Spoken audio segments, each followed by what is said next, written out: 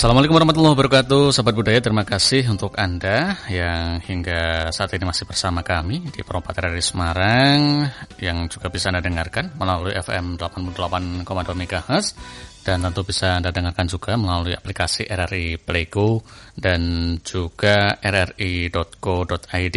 Pagi hari ini, Jateng Gayeng Labuh Budaya akan mengetengahkan satu judul atau satu topik bahasan tentang peran guru perempuan dalam mencerdaskan murid, yang akan kita bahas nanti bersama narasumber kita di pagi hari ini.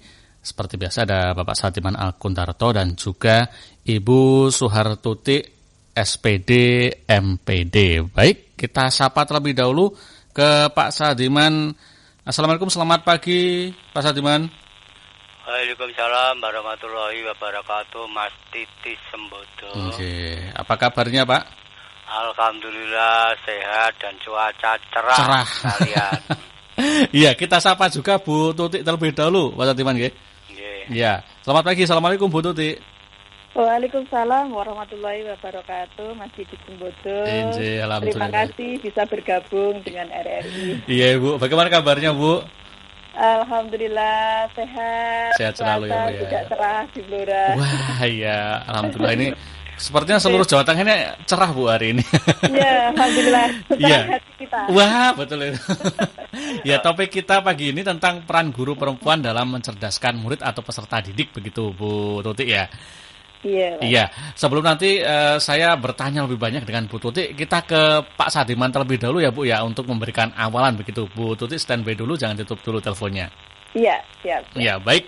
Pak Sadiman, ini topik kita pagi hari ini cukup menarik, ini tentang dunia pendidikan yang tentu di masa pandemi ini kan menjadi perhatian khusus karena sangat terkena dampak dari pandemi ini. Nah, mungkin bisa diceritakan ini Bu Tuti ini siapa dan juga kiprah beliau ini seperti apa di Blora ini? Asal bukan makro apa gitu. Iya. Ya, Mas Titis, assalamualaikum warahmatullahi wabarakatuh. Waalaikumsalam warahmatullahi wabarakatuh. Salam hormat dan salam sejahtera kepada penyinta RRI Perompak Jateng Gayeng Labuh Budaya. Bapak Ibu guru sekabupaten Blora ini pada mendengarkan Mas Titis. Bapak Ibu yang tergabung dalam Persatuan Purnawirawan TNI AD juga dipimpin Pak Brigjen Amir Samsudin ini juga pada mendengarkan. Terus generasi muda yang tergabung dalam LKSBMA, terus angkringan warga yang tergabung dalam Perkasa 1 sampai 7, dan ada tambahan lagi grup WA KAK Hebat Mas. Di mana saja berada yang sekarang sedang di depan radio. Salam sehat dan tetap semangat ikut mengisi kemerdekaan dalam bentuk upaya mencerdaskan kehidupan bangsa, menyongsong kehidupan baru, mewujudkan Indonesia maju yang harus dipimpin oleh manusia cerdas yang unggul pada tahun 2045, yang berasal dari anak-anak yang terdidik sejak kecil. Jangan lupa Mas Titis, jual beras di pasar pagi. Pastinya kok. Garuda terbang tak kenal lelah.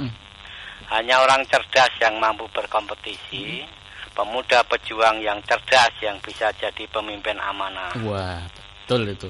Iya, harus Mas Titis, hubungannya karena pendidikan. Hari ini Mas Titis, Sabtu tanggal 17 April 2021 ya. Ini episode ke-281 Mas Titis.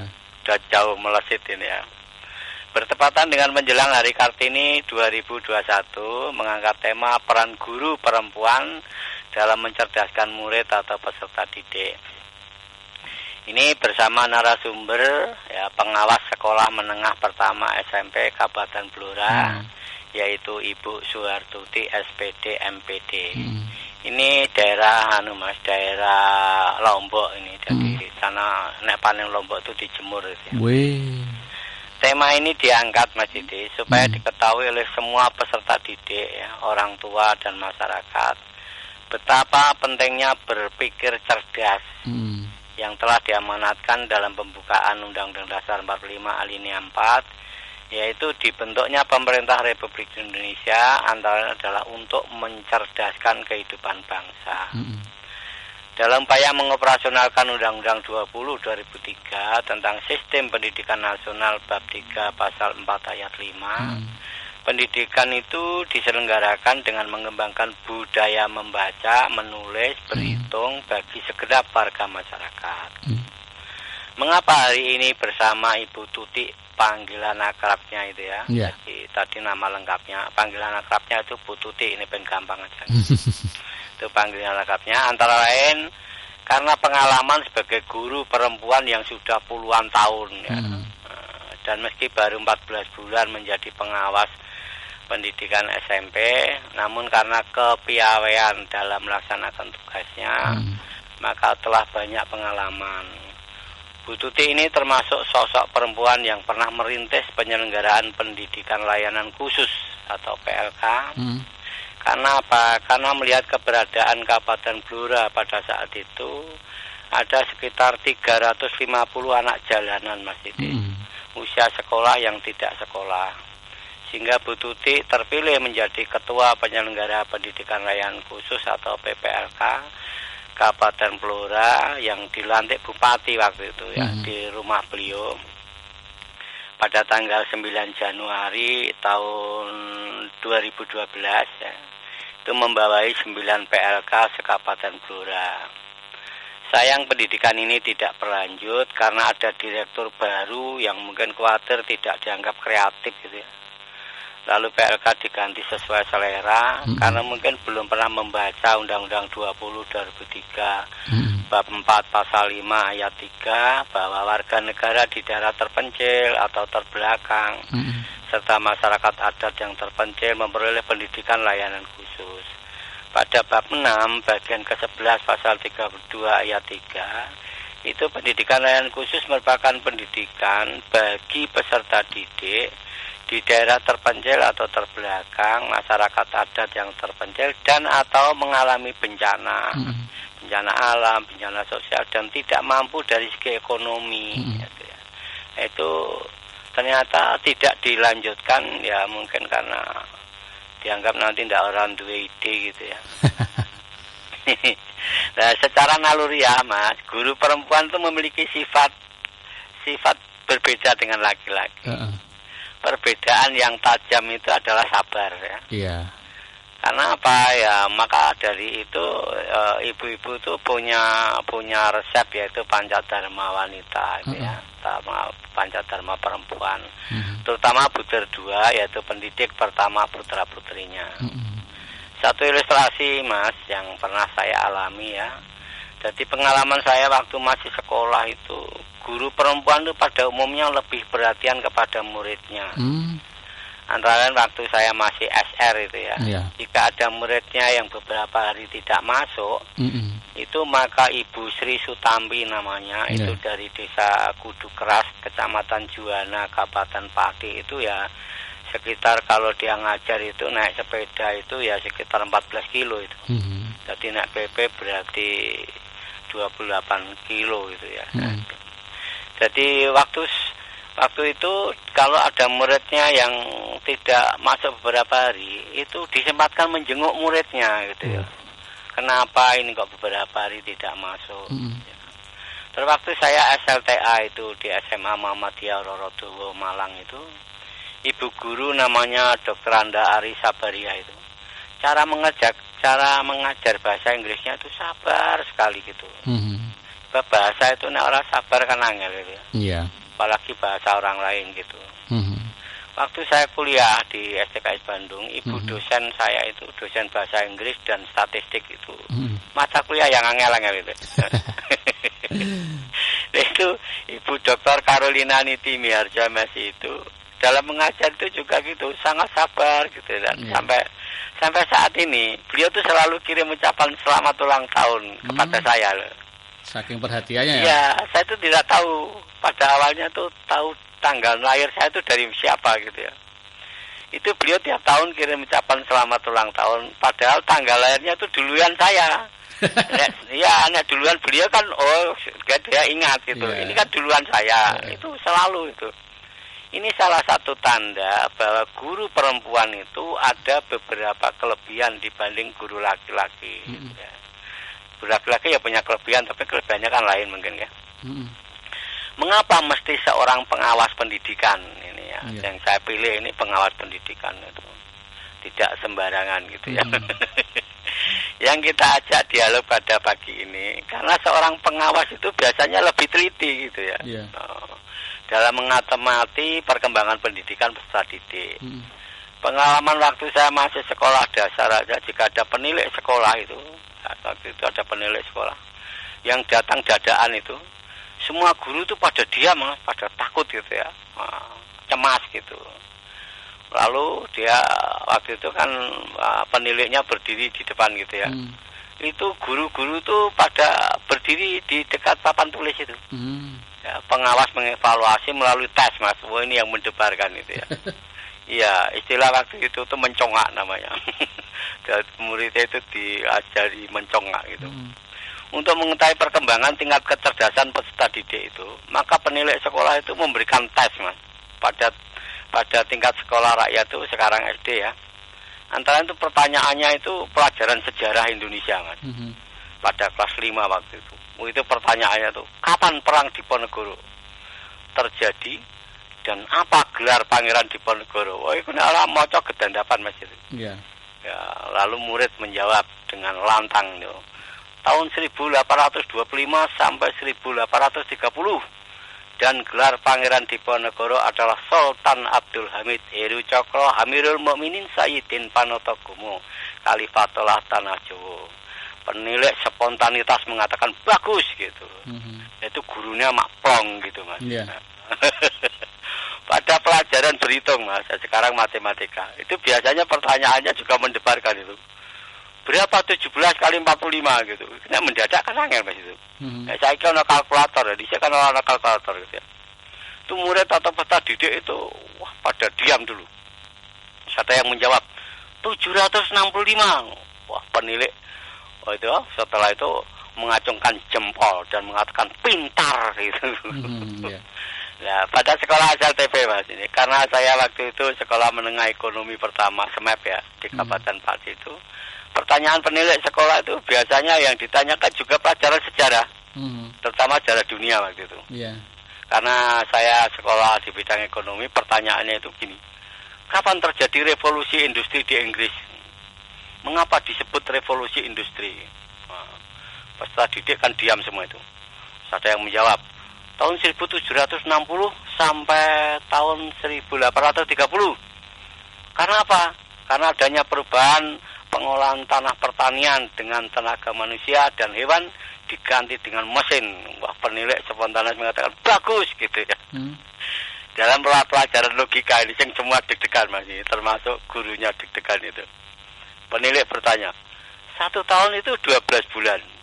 Bulan Februari itu umurnya 28 atau 29. Pertanyaannya, berapa bulan yang punya hari 30? Semua peserta didik itu pada diam, Mas. Ada yang bisik-bisik aja, penilik sekolah menegur, culas gitu kan. Pada situasi seperti itu, Mas, guru pada cemas dan berdebar-debar itu. Ya, lah setelah ada siswa yang spontanitas mengacungkan tangan menjawab 11 bulan. Jawab penilik sekolah, pintar sekali, langsung suasana cerah gitu. Terakhir bertanya, beri contoh membuat reklame yang menarik gitu. Nek sekolah menengah ekonomi kan ono reklame itu. Peserta didik menjawab, membuat tulisan yang menarik, singkat dan warna kontras yang jelas. Atau membuat lampu dengan lampu warna-warni, satu berkedip, lainnya diam. Dan banyak yang berkedip tetapi ada satu yang diam. Langsung penilik sekolah spontanitas cerdas, wah guruna kabeh maprong gitu, Mas. Dan lain-lain gitu. Selanjutnya pengalaman Bu Tuti ini, Mas, berdasarkan pengalaman bagaimana cara mencerdaskan peserta didik, monggo diminta memaparkan untuk didengarkan pendengar setia.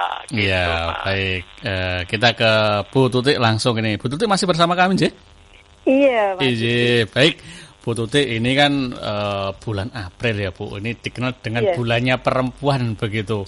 Karena hari juga bulan kelahiran Raden Ajeng Kartini begitu ya, Bu ya. Nah, kalau boleh tahu, Bu, ini sejauh yang Bu Tuti tahu ini keterlibatan perempuan dalam dunia pendidikan utamanya mungkin di lingkungan Bu Tuti sendiri. Seperti apa sih Bu sekarang peran wanita atau perempuan dalam hal mencerdaskan anak bangsa melalui dunia pendidikan ini, Bu? Terima kasih Mas Didi. Keterlibatan Perempuan, utamanya guru ya, dalam ikut mencerdaskan kehidupan bangsa. Artinya anak-anak ini, guru perempuan ini mempunyai peran bahwa sebagai seorang wanita, terlebih dia sebagai guru ya, sebagai guru ini. Dia berperan sebagai lebih ke teman gitu. Jadi guru itu ketika berperan sebagai teman, ini murid-murid itu akan merasakan nyaman dan merasa aman, sehingga apa yang diberikan oleh guru, materi-materi pembelajaran ataupun tugas-tugas itu dia akan dengan sukacita karena gurunya ini menyenangkan gitu, tidak membuat istilahnya kesenjangan antara orang tua dan murid atau guru dengan murid, tetapi dia akan merasa nyaman sehingga bisa dengan senang hati, tidak ada keterpaksaan, dia akan melakukan apa yang diminta oleh guru. Kemudian guru perempuan ini juga bisa berperan sebagai motivator, sehingga bisa memotivasi anak supaya bisa tumbuh berkembang secara alami ini Mas Didi. Jadi tidak ada rasa ketakutan, dia termotivasi bisa melakukan satu kegiatan-kegiatan di kelas dengan dia itu mendapatkan apresiasi yang positif, mendapatkan satu pujian yang wajar, dia mendapatkan penilaian. Ini akan semakin meningkatkan semangat dalam belajarnya. Kemudian selanjutnya Mas Didi, peran guru perempuan ini bisa menjadi dinamisator, sehingga menciptakan kelas ini benar-benar bisa hidup, bisa menjalin kerjasama dengan murid, bisa membuat suasana kelas ini tidak sepi, tidak nyenyet gitu, sehingga bisa menggerakkan potensi murid. Selanjutnya Mas Didi, peran yang ini guru ini bisa menjadi sebuah inovator. Jadi ketika di dalam kelas ini bisa menciptakan hal-hal yang baru yang bisa menunjang suatu proses pembelajaran, bisa membantu memecahkan masalah-masalah yang dihadapi oleh murid. Karena murid ini pada dasarnya mempunyai keunikan sendiri-sendiri, punya karakteristik sendiri-sendiri, sehingga perlu suatu penanganan khusus, tidak menyamaratakan memberlakukan murid dalam kelas itu. Kemudian guru ini berperan sebagai generalisator, sehingga guru ini bisa menjembatani masalah. Jadi masalah yang dialami siswa ini bisa terselesaikan dengan dia menjadi sebuah jembatan sebagai penghubung, sehingga anak ini dengan istilahnya sukacitanya, dengan relanya dia bisa berbicara, bisa bercurhat dengan gurunya, sehingga masalah yang ada ini bisa terselesaikan. Begitu Mas Didi. Selanjutnya mungkin guru ini juga bisa menjadi fasilitator, yang jelas bisa menjadi pelayan, bisa menjadi memahami bagaimana menghubungkan antara materi-materi yang ada ini dengan kemampuan siswa, karena kemampuan siswa itu berbeda-beda Mas Didi, sehingga perlu adanya istilahnya penghubung untuk bisa memahami suatu materi, begitu Mas Didi. Ya, yang jelas kalau guru perempuan ini lebih telaten begitu ya Bu ya, untuk menghadapi peserta didik, mungkin dari segi memahami psikologi siswa juga lebih telaten begitu ya Bu ya. Iya, karena sifat keibuan ini bisa lebih karena pendidikan ini intinya kan tidak kemudian bertujuan untuk mencerdaskan secara knowledge saja, tetapi bagaimana seorang guru ini bisa menuntun, bisa menghamba kepada siswa, bisa membuat siswa ini benar-benar merasa dihargai, betul. merasa benar-benar dia ini diangkat derajatnya gitu. Iya. Iya, baik. Nah, sekarang ke peran Bu Tuti ini sebagai pengawas ya Bu ya, pengawas sekolah. Nah, ada bedanya nggak sih Bu antara penilai dan pengawas sekolah ini sih Bu? Iya Mas Didi.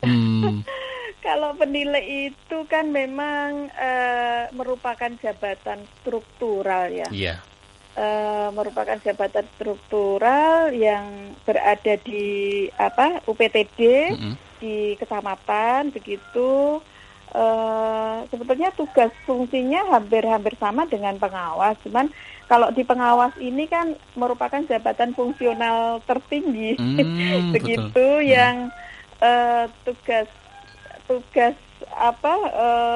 wewenangnya memang melaksanakan sebuah pengawasan akademik dan manajerial pada satuan pendidikan, sehingga memang ada beda. Kalau pengawas ini karena itu fungsional, pensiunnya bisa sampai 60 tahun. Tetapi kalau penilai ini hanya di angka di 58 tahun karena memang jabatan struktural.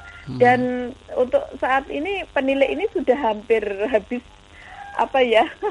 sudah tidak ada yang berminat karena mungkin orang ini tetap yang namanya kerja kan tetap memperhitungkan tunjangan juga. Iya, betul. Karena dia lebih suka ke guru karena guru ini kan sudah bersertifikasi dan tunjangannya cukup lumayan untuk mendapatkan untuk tambahan kesejahteraan lah.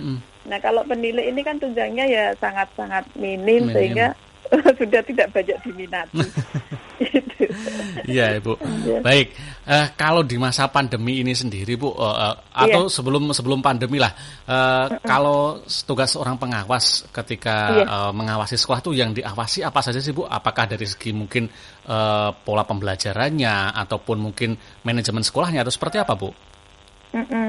Jadi tugas pengawas sekolah itu kan diantaranya membuat program kepengawasan, kemudian program itu kita buat sendiri, lalu kita melaksanakan programnya. Nah, pelaksanaan kita evaluasi sendiri, termasuk juga pemantauan di 8 Standar Nasional Pendidikan, 8 SMP itu. Nah, terus juga melakukan suatu penilaian terhadap kinerja guru dan kepala sekolah.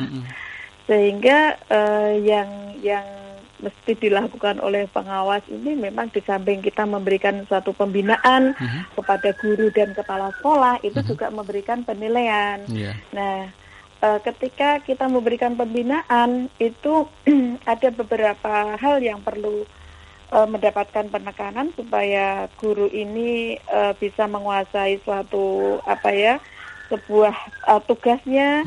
Pengawas bisa melaksanakan suatu bimbingan dan latihan kayak semacam bintek gitu. Bagaimana misal membuat RPP yang sekarang sedang guru ini tidak disibukkan dengan administrasi. Bagaimana membuat sebuah RPP yang simpel, yang sederhana, tetapi tidak mengurangi kualitas dan esensi dari suatu proses pembelajaran. Nah, begitu lah. Jadi tugas pengawas ini ya sebetulnya dikatakan berat, dikatakan enggak, tapi justru ketika pengawas ini melakukan tugas dan fungsinya dengan benar-benar sesuai dengan tugas dan fungsi ini ya memang benar-benar membutuhkan energi, betul. waktu, energi pikiran, dan pengawas ini karena jabatan fungsional tertinggi Mas Didi, sehingga dia harus mempunyai kompetensi yang lebih dibandingkan dengan guru dan kepala sekolah. Jadi walaupun seperti saya ini baru Mas Didi, jadi saya harus bagaimana saya meningkatkan kompetensi diri dengan mengikuti perkembangan yang ada, ikut webinar, ikut bintek dan lain sebagainya. Itu saya merasakan jadi pengawas ini ternyata nggak mudah ya. Ternyata berat juga gitu. Jadi ketika kita berada di sekolah yang sudah maju, guru-gurunya juga sudah cukup luar biasa dengan menguasai banyak aplikasi pembelajaran. Dia juga tulisannya juga bagus-bagus, ya kompetensinya sudah bagus. Lah bagaimana seorang pengawas ini mencari celah bisa memberikan sesuatu di sekolah itu. Nah ini yang kita ngalami kesulitan kadang di situ, Mas Didi. Jadi ketika pengawas berada di sekolah-sekolah yang agak jauh itu justru malah kita itu bersemangat semangat gitu. Tapi ketika berada di sekolah yang sudah maju ini kita berpikir keras. Aduh, gimana ya kita mencari celahnya itu ya, Bu ya. Iya, betul. Ini pengalaman yang saya alami memang saat ini dengan yang kemarin itu sempat kami di ruangan itu ada pengawas SMP di Kabupaten Blora itu ada 10. Awal itu ada 5. Terus kemudian ada pengangkatan saya bersama teman-teman itu 5 orang diangkat jadi 10. Jumlah sekolah di Kabupaten Blora itu ada 95 sekolahan. Jadi sekitar ada yang 9, ada yang 10 sekolahan binaan saat itu. Nah, berjalanan waktu dengan adanya pandemi COVID-19 ini, satu orang yang koordinator pengawas ini terpapar oleh COVID dan innalillahi wa inna ilaihi rajiun. Beliaunya dalam waktu 1 minggu ya sudah almarhum. Kami kehilangan satu orang teman. Kemudian 2-3 bulan berikutnya satu lagi Pak Didi itu juga menyusul, tetapi dengan kondisi bukan karena terpapar tetapi karena memang ada jantung gitu. Sehingga kami tinggal 8 orang berbagi lagi. Otomatis karena awal saya ini mendapatkan sekolah-sekolah pinggiran karena orang awal biasalah dapat yang jauh-jauh gitu. Nah, ketika kami ditinggal oleh 2 orang ini, otomatis kan sekolah-sekolah binaan dari teman yang almarhum itu dibagi lagi. Nah, saat ini saya mendapatkan sekolah yang lumayan maju sehingga saya harus mencari tadi apa yang bisa saya berikan ke sekolah untuk bisa manfaat begitu, Mas Didi. Jadi agak perlu energi. Gitu. Nah, sekolah yang diawasi Bu Tutik dan teman-teman ini kan nggak cuma satu ini Bu, bahkan mungkin Bu Tutik berapa sekolah ini Bu yang diawasi Bu? Ada 10 sekolah binaan. 10 sekolah binaan ya Bu. Nah itu setiap sekolah kan punya problem sendiri-sendiri dan juga perlu pemecahan permasalahan sendiri-sendiri Bu. Nah ini bagaimana Bu Tutik bisa bisa mengkoordinasikan begitu Bu, dan juga mencari solusi dari setiap permasalahan yang dihadapi sekolah itu. Kan juga banyak ini Bu, nggak cuma satu sekolah Bu. Iya.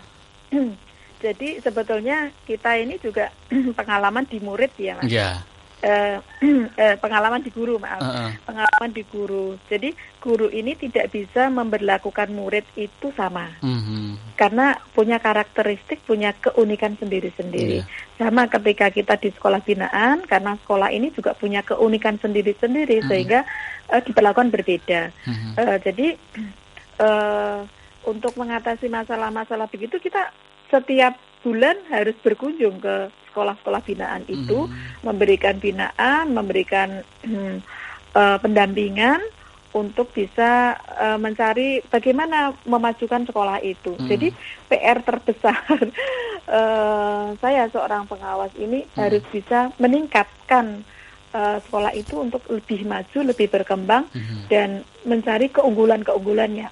Jadi bagaimana sekolah itu bisa berkembang, artinya berkembang itu tidak secara hanya fisik saja, tetapi bagaimana guru-guru ini bisa mempunyai suatu peningkatan itu, bisa menerapkan peran-perannya sebagai seorang guru, murid-muridnya bisa mempunyai prestasi secara akademik maupun istilahnya. Karena pendidikan ini kan juga tidak hanya prestasi saja yang kita harapkan, tapi anak-anak ini lebih bisa enjoy melakukan satu proses pembelajaran. Sehingga saya istilahnya untuk menyelesaikan masalah itu ya berkunjung ke sekolah masing-masing, Mas, itu. Walaupun kadang-kadang adalah kita misalnya membuat suatu bimbingan latihan itu kita kumpulkan jadi satu, artinya kalau saat ini adalah masa pandemi, sehingga saya menggunakan aplikasi yang ada, yaitu pakai Zoom meeting kayak gitu, Mas. Iya, untuk memberikan suatu binlak. Iya, Bu Tuti, nanti kan setelah ini kita akan ngobrol tentang dunia pendidikan di kala pandemi ini, Bu. Ini cukup menarik sepertinya. Namun kita nikmati dulu, Bu. Ada satu lagu terlebih dahulu. Nanti setelah ini kita lanjutkan kembali obrolan kita, Bu Tuti. Iya.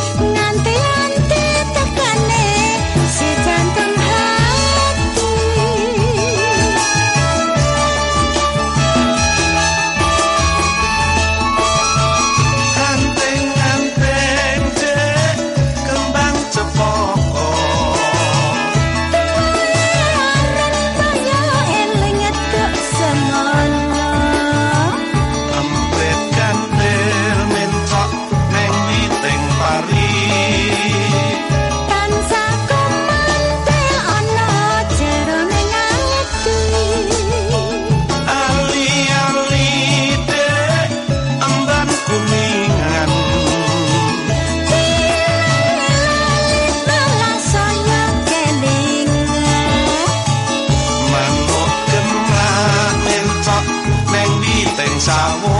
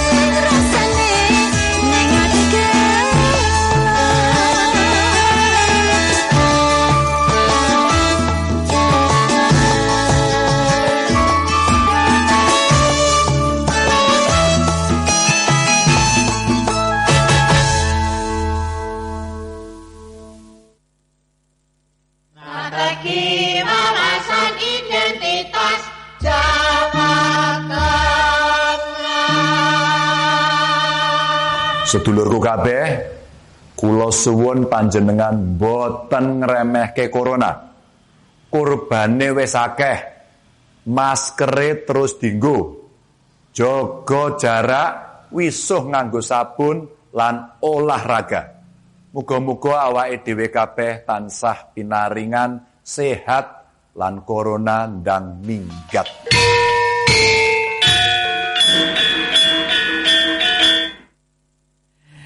Ya, baik sahabat budaya, terima kasih Anda masih bersama kami di Jateng Gayeng Labu Budaya pagi hari ini. Masih bersama Ibu Suartuti dan juga Bapak Satiman Alkundarto masih membahas tentang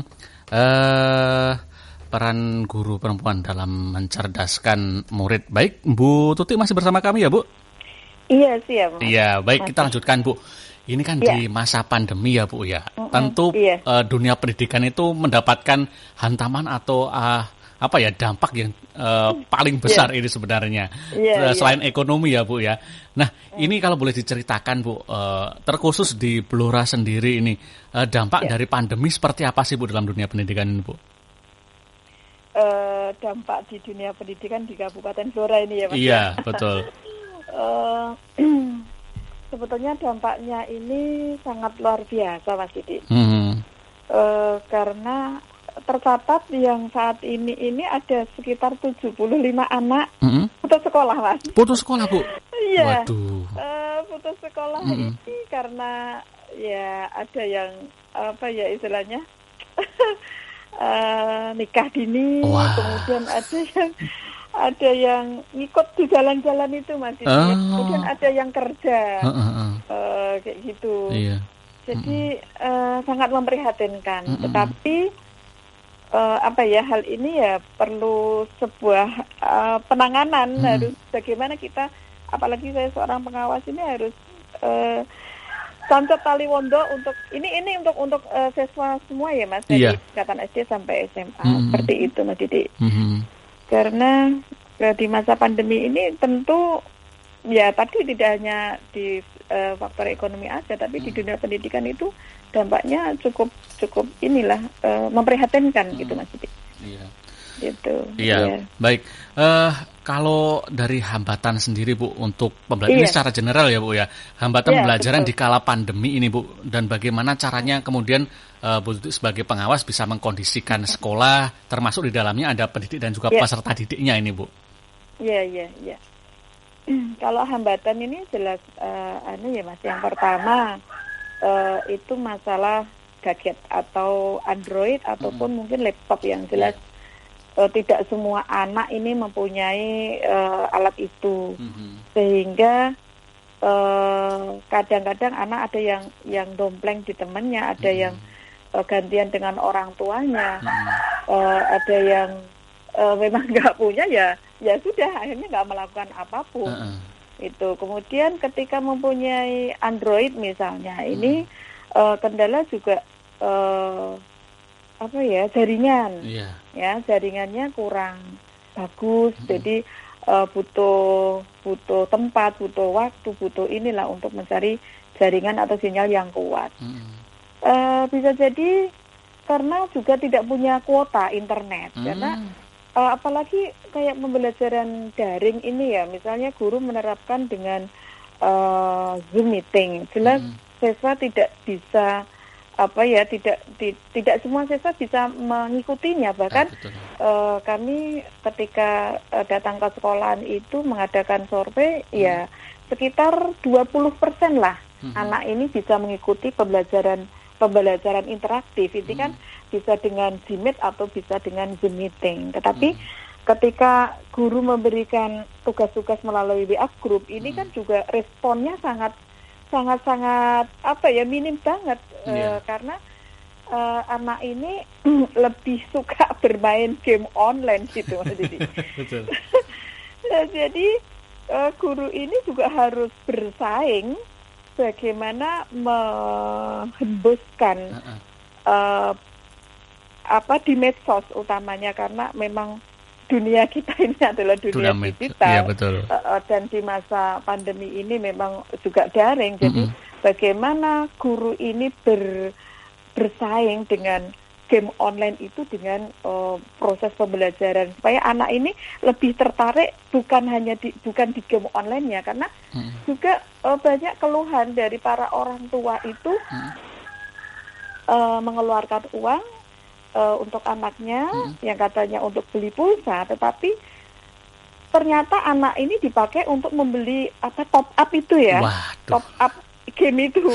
Kemudian dia pulsanya itu tidak dibeli pulsa, tapi dia itu berkerumun di sebuah tempat umum di balai desa, di warung-warung kopi seperti itu. Jadi ketika sekolah tidak mengadakan tatap muka, tetapi ternyata anak ini juga mengadakan tatap muka sendiri dengan teman-temannya di tempat-tempat umum gitu. Jadi dia pakai wifi di tempat umum, tetapi uang yang dari orang tuanya itu membeli game online tadi, membeli top up itu. Nah, maka ini adalah PR kita bersama, guru, pengawas maupun pihak sekolah, bagaimana guru-guru ini mampu membuat sebuah aplikasi menerapkan aplikasi pembelajaran itu, misal membuat channel YouTube. Jadi ketika dia memberikan suatu materi pembelajaran di upload di YouTube, sehingga anak-anak nanti diminta untuk mengikuti pembelajaran itu, guru kemudian memberi tugas kayak gitu. Terus kemudian bisa juga guru ini lebih memberikan sebuah kayak ada interaksi gitu ketika pembelajaran itu, ada interaksi, tidak hanya tugas saja. Misal nih guru seperti saya juga cara bagaimana guru ini mampu memberikan interaksi pembelajaran kepada murid, ya di pengawas ini juga tugasnya kan juga memberi BIMLAB tadi ya, bimbingan dan latihan itu ya, sehingga guru ini saya minta untuk bisa kita belajar bersama bagaimana menggunakan Padlet misalnya.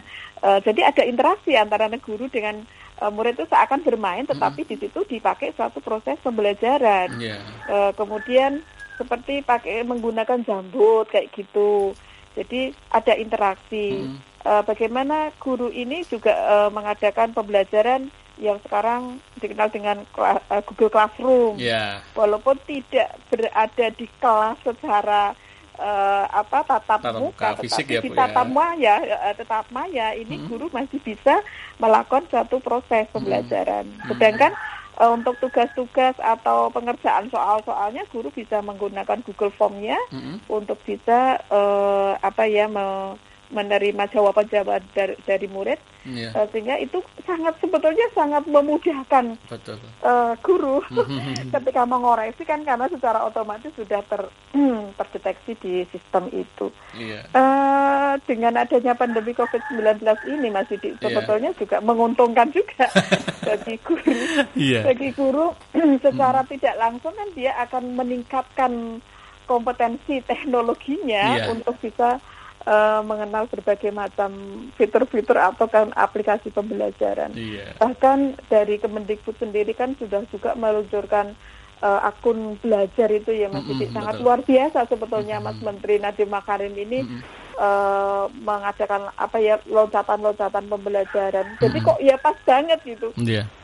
Keinginan Mas Menteri ini dengan datanya, bukan kita mengharapkan datangnya COVID-19 sih, tetapi dengan adanya pandemi ini kan guru otomatis mau tidak mau harus mengejar itu untuk bisa menguasai teknologi begitu Mas Didi.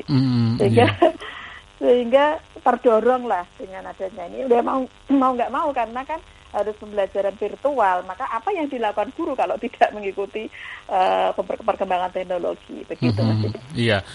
Iya, walaupun terbantu dengan adanya teknologi, tapi rasanya tetap beda ya Bu ya, pembelajaran tatap muka dengan daring ini ya Bu ya. Ya, makanya dampaknya luar biasa tadi, tapi ya tetap kita harus bagaimana memperjuangkan dengan kondisi yang ada seperti ini, gitu Mas Didi. Mungkin nanti setelah pembelajaran tatap muka ini psikis anak untuk siap menghadapi pembelajaran tatap muka juga perlu dipertimbangkan juga ya Bu ini Bu. Iya Mas Didi, dan saya informasikan untuk sampai saat ini Kabupaten Blora ini sudah mengadakan tatap muka Mas Didi.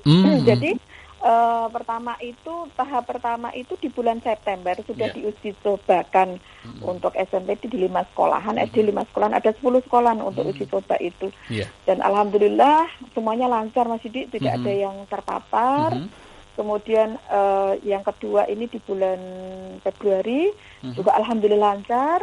Kemudian yang kemarin sudah berjalan 2 minggu ini, yang ketiga ini sudah sekitar ada 80% berjalan. 80%, dan alhamdulillah ya 80%. Dan alhamdulillah lancar, semuanya sehat, tidak ada yang terpapar. Ini mohon doanya, mudah-mudahan mungkin setelah ujian sekolah ini akan bisa 100% mengadakan tatap muka. Alhamdulillah. Dan alhamdulillah aman. Iya. Ini yang diharapkan peserta didik dan juga orang tua sebenarnya Bu ya. Betul. Jadi saya tanya ketika saya kunjung ke sekolah itu bagaimana perasaan anak-anak. Senang Bu kita ketemu dengan gurunya, soalnya wah dia itu luar biasa.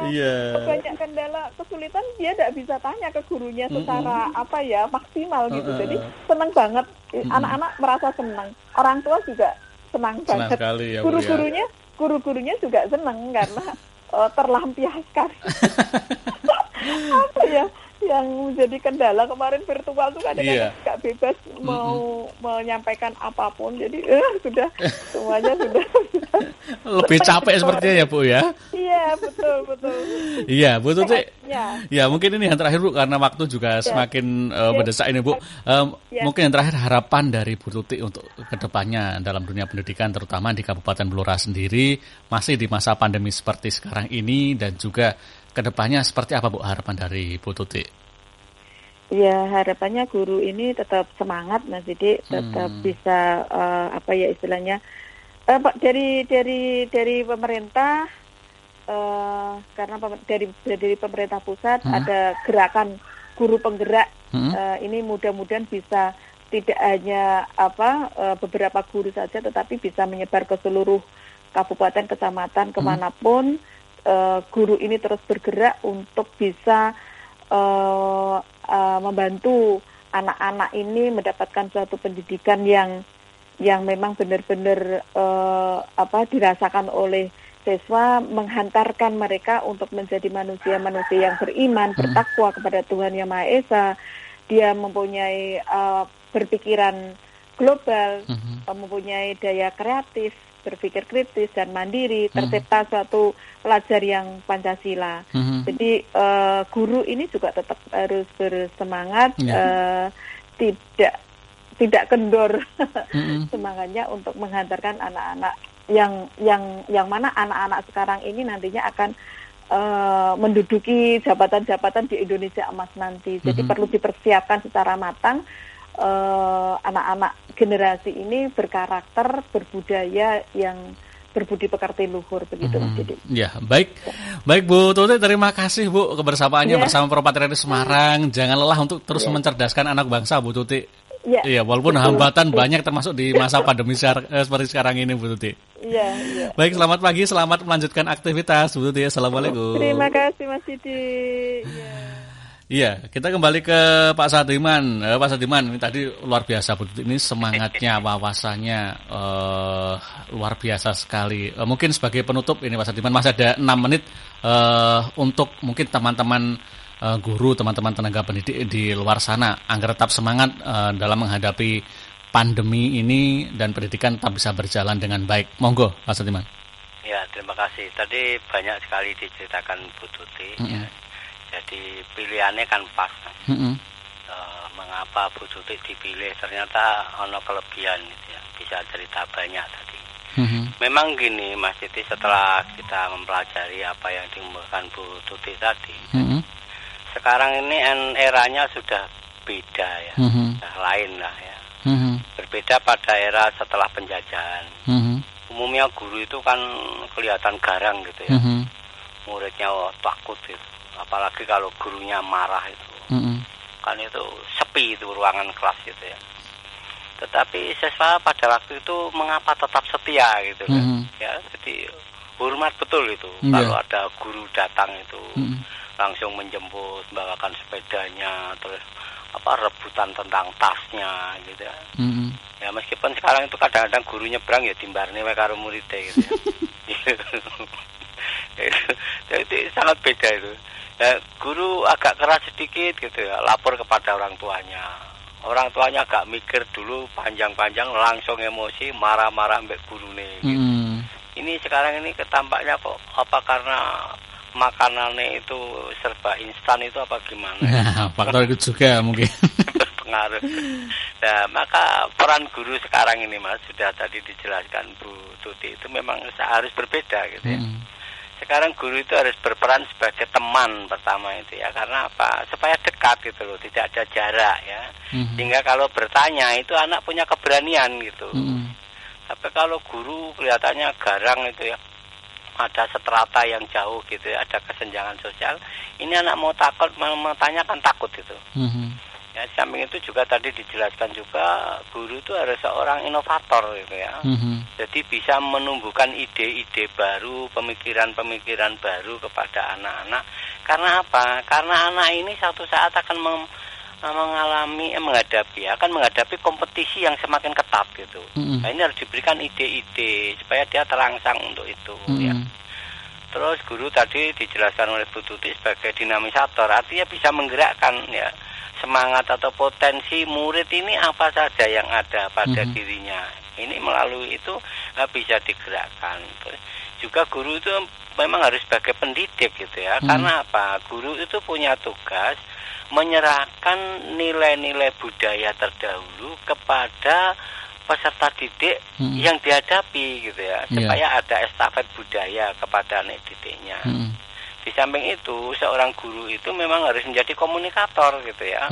Apabila anak-anak itu mengalami masalah, dia bisa menjembatani di mana ada potensi yang bisa dihubungi sehingga bisa membantu memecahkan permasalahan atau solusi. Nah untuk itu Mas, seorang guru itu memang harus memahami bahwa secara kodrati ya, secara kodrati setiap orang itu diberi potensi kecerdasan yang berbeda. Nah, ini kalau tidak tahu ya memang susah gitu ya. Jadi anak-anak itu, manusia lahir itu sudah dibekali berbagai kecerdasan untuk masing-masing ya. Ada yang cerdas menguasai bahasa. Jadi orang belajar bahasa itu kok bisa cepat sekali itu. Karena dia memang punya kecerdasan bahasa. Nah ini kalau menyekolahkan ya di sekolah ini saya nenggoni bahasa gitu ya. Iki bahasa di sekolah ini matematika, ora iso angel gitu ya. Terus ada yang kecerdasan berhitung gitu ya, matematika. Jadi sekarang itu seorang orang tua itu tidak harus bangga hanya karena anaknya pintar menghitung gitu kan. Selama ini kan matematikamu piro gitu. Nah padahal anaknya belajar mati-matian gitu ya. Nah ternyata dia punya potensi lain gitu ya. Ada kecerdasan spesifik khusus gitu ya. Nah, ini harus teliti seorang guru gitu ya. Ini harus punya kecerdasan apa gitu. Ada kecerdasan gerak, maka anak-anak ini harus dilibatkan kegiatan-kegiatan yang banyak gerak gitu ya. Ada kecerdasan jasmani, nah, itu diikutkan lomba gitu ya. Ada kemarin anak perempuan bisa panjat tebing begitu cepat itu karena biasa main kelopo gitu. Oh itu dia juara dapat medali emas itu. Dan ada juga kecerdasan seni atau musik gitu ya. Nah, ini juga diamati, ini kok seneng ini musik, arahkan ke seni musik gitu. Ada yang bakat bawaan. Saya tuh punya teman Mas, nek gambar orang itu, nah umumnya kan gambar orang kan dari kepala ya.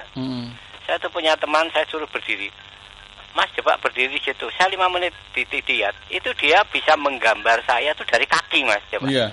Nah ini kalau tidak punya bakat kan nggak bisa. Ya dia tuh menggambarnya aneh dari kaki. Iya. Jadi ini berarti dia punya bakat bawaan. Terus ada juga kecerdasannya dari pengalaman yang berulang-ulang. Ya.